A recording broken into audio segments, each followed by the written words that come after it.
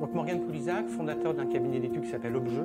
qui s'intéresse aux politiques publiques, aux transformations urbaines et en particulier à la question des publics vulnérables.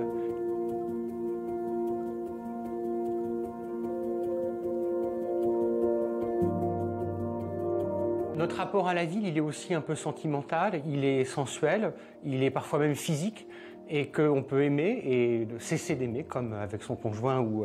ou sa partenaire, et qu'à côté des questions très techniques ou technologiques, il y a quelque chose qui nous travaille humainement, très personnellement, et parler de l'amour, ça veut dire aussi parler de l'attachement aux villes et du désir des villes et comment on travaille le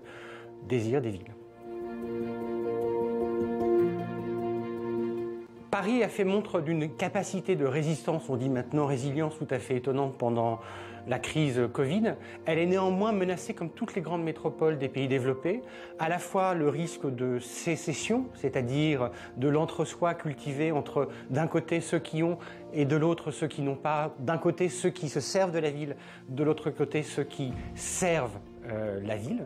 Et par ailleurs, moi je vois aussi une tentation de vouloir mettre sous une cloche Paris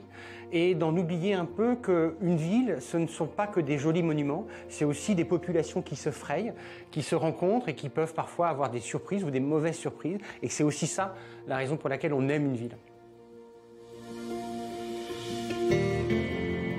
Parmi les enjeux, il n'y a pas qu'un enjeu de droit, il y a une question d'accès de tous les publics à un service public de qualité. Ça, c'est le premier enjeu. Deux, c'est un enjeu, j'aurais envie de dire, de comment ces services-là participent-ils à rendre la ville un peu enchantée, ou en tout cas un peu désirable. Et donc, un service public comme de l'eau, il doit être fiable, il doit être de qualité, mais il doit aussi être quelque part onirique. Il doit vendre un peu du rêve et participer à cette dimension amoureuse de la ville.